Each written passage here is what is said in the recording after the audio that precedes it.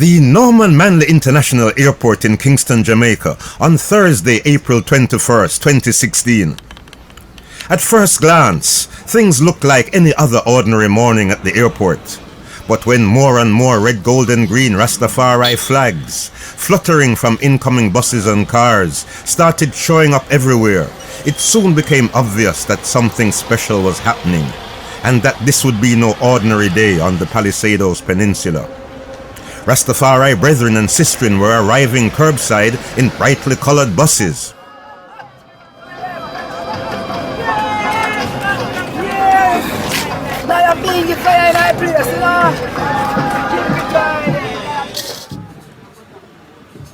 Rastafari brethren and sistren were driving into the airport parking lot in cars, trucks, vans, and vehicles of all sorts, even riding in on bicycles.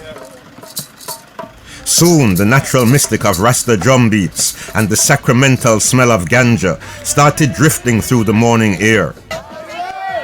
School of Vision members attired in bright red were among the vibrant, vocal and colorful gathering of Rastafari faithful converging on the island's main airport on the Jubilee anniversary of the historic arrival of an Ethiopian king 50 years earlier.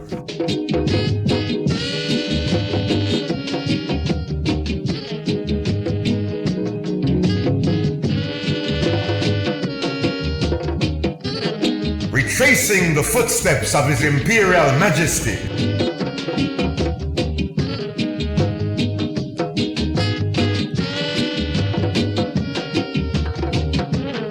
The 50th anniversary tour. The King of Kings and the Lord of Lords.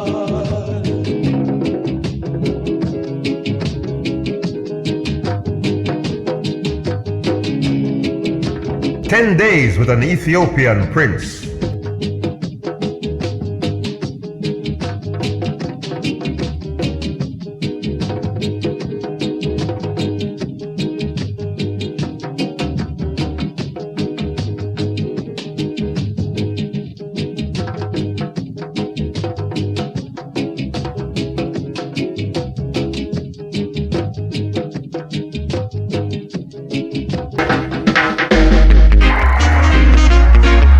Look to the east for the coming of a black king. Behold! On April 21st, 1966, the Ethiopian Lion of Judah, His Imperial Majesty Emperor Haile Selassie I, arrived in Jamaica for an official state visit as part of a Caribbean tour that also took him to Trinidad and Tobago and Haiti. The largest crowd ever to greet a visiting head of state turned out to receive the emperor at what was then known as the Palisadoes Airport. The unprecedented welcome was a mammoth, historic, and emotional expression of love and devotion by the people of Jamaica. For the tens of thousands of Rastafari at the airport, the King of Ethiopia's presence in the Caribbean gave substance to the prophecy of the great visionary Marcus Garvey. The Black Moses foretold that an African king would be crowned, and that this would be a sign that Africa's redemption from colonial downpression was nigh. Rastafari regarded the Ethiopian Emperor as the very same king and redeemer of Africa foreseen by Garvey. The Ethiopian king was the first African leader to visit Jamaica after the island gained independence from England in 1962.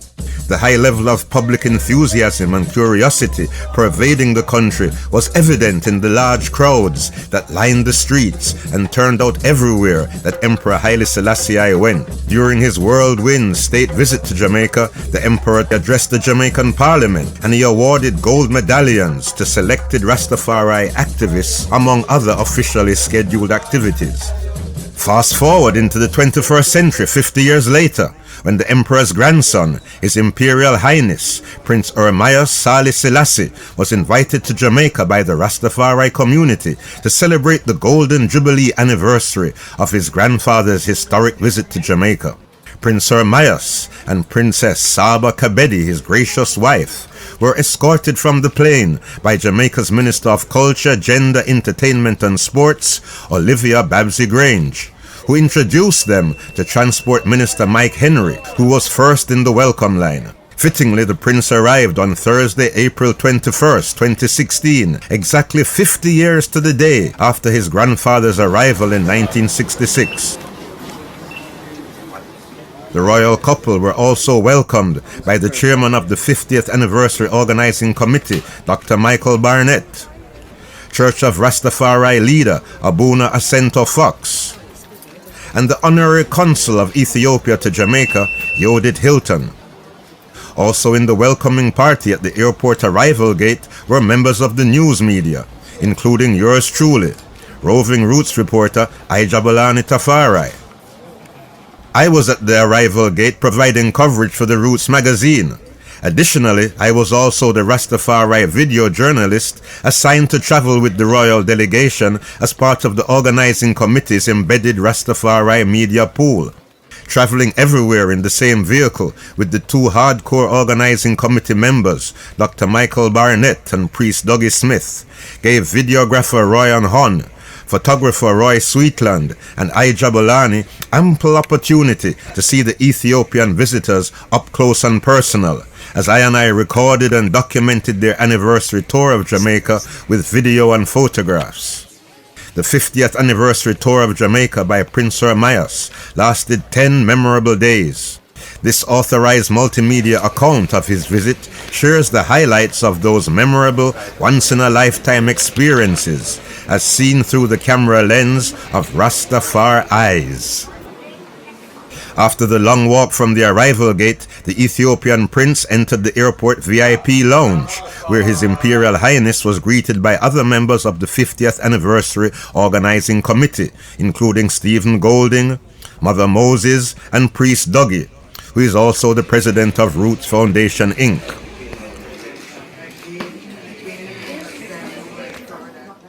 Following the brief meet and greet with all those gathered in the VIP lounge, Prince Ermias was invited to take part in an airport press conference to announce his arrival to all of the major Jamaican media assembled on location. It is my distinct pleasure as Minister responsible for culture to participate in another significant moment in the history of this country, and specifically the heritage of the Rastafari community. Today, April 21, is named by the Rastafari community as the Rastafari Holy Day, known as Groundation Day, an observance celebrated by the community to honor the day His Imperial Majesty graced the shores of Jamaica. We wholeheartedly welcome the grandson of His Imperial Majesty, His Royal Highness Prince Ermias Haile Selassie. We welcome you to Jamaica to celebrate the 50th anniversary of the arrival of your grandfather and to tread the same paths as His Imperial Majesty did in 1966. Let's welcome the Royal Highness. Excellencies, I appreciate very much your words of welcome and for being here in person to receive me. It's a great honor to be 50 years hence in Jamaica, retracing the steps of my grandfather. And what's heartwarming is to see the impact it has had and how much both Jamaica has changed and the world has changed in the last 50 years. What we hope to do is use that experience as a point of reflection so that we can be inspired to commemorate this great event with the whole of Jamaica. And I'm not going to speak too much. I'm very much looking forward to meeting more people and to share this big occasion with everyone. So thank you very much for this great opportunity. While the press conference was happening inside the terminal, on the outside, the crowd of Rastafari disciples had grown substantially, and it was now time for the public welcome. The Ethiopian delegation was escorted out to the airport parking lot by the government ministers and members of the anniversary organizing committee, all under the watchful eyes of all kinds of uniformed and plainclothes police security. Hundreds of well-wishers and adherents of the Rastafari faith were already drumming and chanting songs of adulation and praises to welcome the African prince.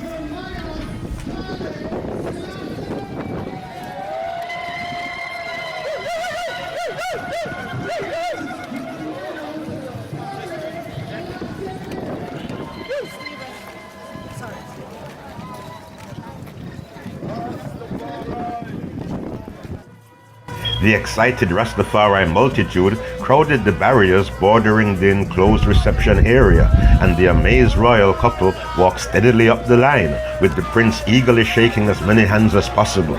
The people clearly wanted to touch the hand of the Ethiopian prince, or even the hem of his garments, and His Imperial Highness more than obliged the smiling and enthusiastic crowd. From that first day until the very last day of the tour, the prince and his wife took the time and made it their duty to meet and greet and take pictures with each and every one they met, everywhere they went, and regardless of who it was they encountered. As part of the embedded Rastafari media traveling with the royal entourage, I were privileged to spend many days at their side, and were thus able to see both the royal aspect as well as the regular human side of the visiting couple. I found them to be two gracious and devoted people whose love and passion for Jamaica and Africa was clearly evident throughout their 10-day visit. The prince and princess were accompanied by Bemelikot Tawahade, his wife Marsha, and Yitayil Burhanu, three close Ethiopian friends and business associates of the royal couple. Also making the trip was the prince's personal bodyguard and aide, Sir Philip Bunn of England.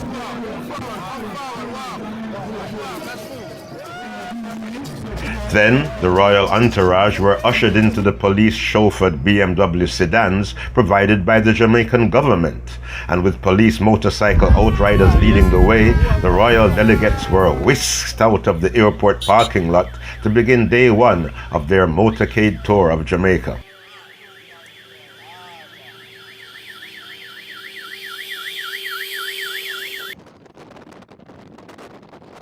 The motorcade behind us seemed to have no end as I traveled along the streets of Kingston, en route to the first stop of the tour. Although this was not an officially declared state visit, it was definitely just like a state visit, as police cars in front and behind us were providing protection, and other police personnel were assigned to block off traffic at major intersections along the way, in order to allow the royal motorcade to pass unimpeded. Being escorted and facilitated by Jamaican police in this manner was a fascinating new experience for I as Rastafari.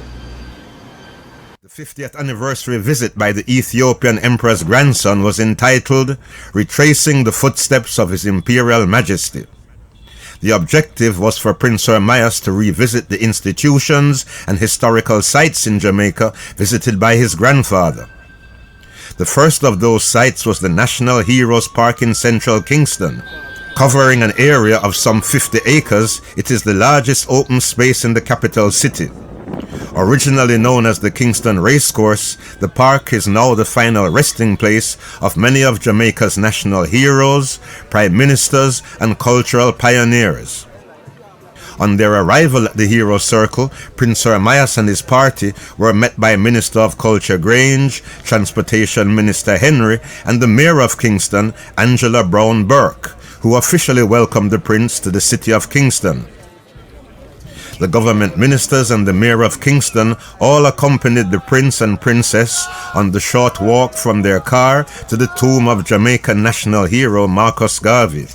Then, like Emperor Haile Selassie I did in 1966, Prince Ermias laid a wreath of flowers at the Garvey Shrine as a sign of respect for the Jamaican-born Pan-African patriarch. He then made his way around the installation, accompanied by the mayor and the ministers, and posed for more photographs, standing next to the weathered bust of the Black Moses.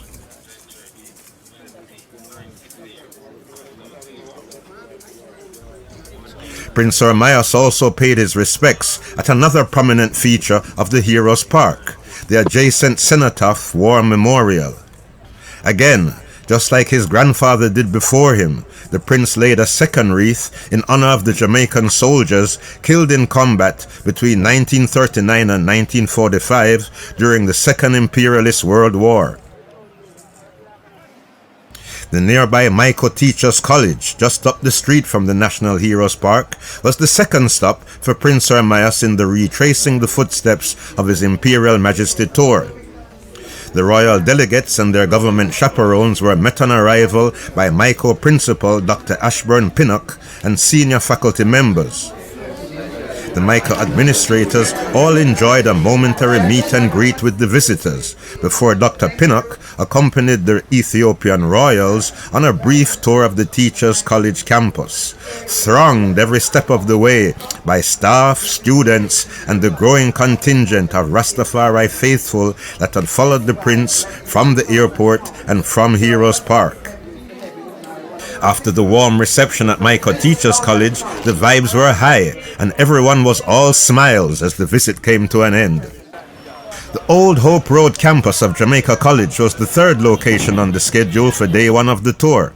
Jamaica College has the distinction of being the only high school visited by Emperor Haile Selassie I during his state visit to the island in 1966. Prince Ermias was welcomed to the campus by former Jamaican Prime Minister Bruce Golding, who was the head boy at Jamaica College 50 years earlier when the Ethiopian Emperor visited the high school.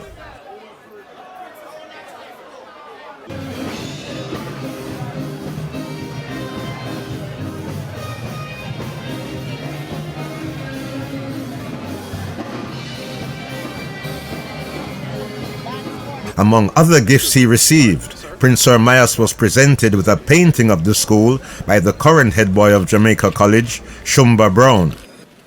Prince Ermias, Haile Selassie.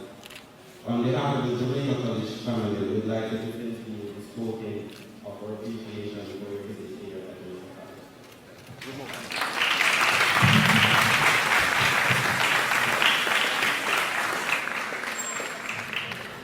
After the function inside the Jamaica College auditorium, the Ethiopian royals returned to the waiting vehicles, and as their gifts were safely secured, the motorcade prepared to proceed further up Old Hope Road to the University of Technology in Papine. At the University of Technology, the royal delegation was welcomed by Acting President of UTech, Dr. Colin Giles. Then, following in the Emperor's trailblazing footsteps, it was time to explore UTech's facilities. Benjamin Asamoah, the advisor for the campus African Cultural Renaissance movement, was one of the main tour guides. The visitors were entertained by the university's drama and music students. The students performed a number of Jamaican folk songs, ending with renditions of various Rastafari chants.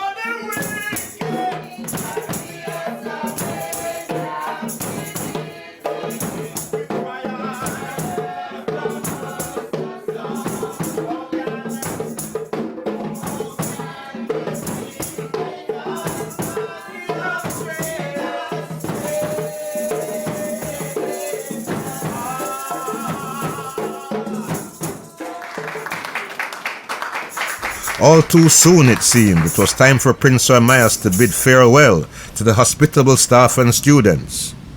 Before long, the delegation motorcade was departing the University of Technology.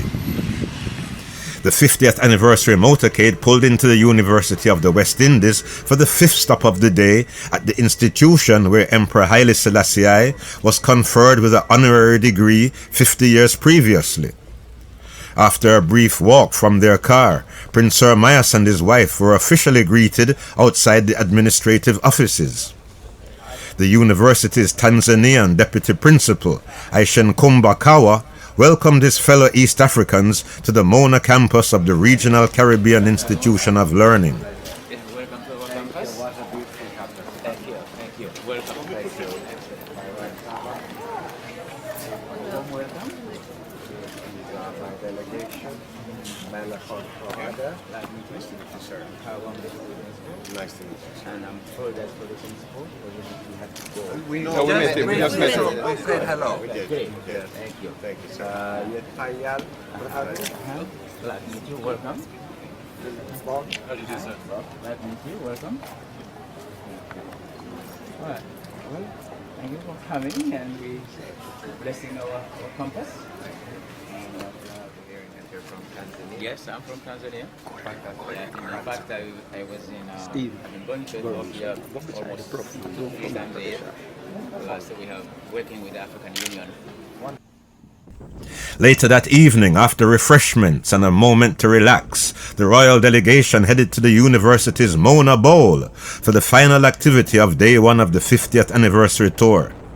The grassroots reception was already well underway as Prince Ermias was chauffeured onto the UWI Sports playing field, which is located nearby the historic Hope River and the Augustown community. As the twilight of dusk turned into night and a light shower of blessing rained down, the Ethiopian royals and their entourage were surrounded by disciples of Rastafari and were given front row seats to observe the proceedings. While there at the Mona Bowl, the royal couple shook hands and took pictures with a never-ending stream of their exiled subjects, whether man, woman, or child. This was one of the many very human moments during what would be an exceedingly heartfelt trip for the Ethiopian prince. Prince Ermias was saluted by anniversary organizing committee member Ras Ivai, and the guests were serenaded by Nyabingi chanters and drummers, as well as by a number of other performing artists. From the dynasty of David and Solomon, we invite you to the podium, Rastafari. But as you rightly said, it's only truthful to thank the Rastafarian for having stood, for always having stood by our family, by our history, and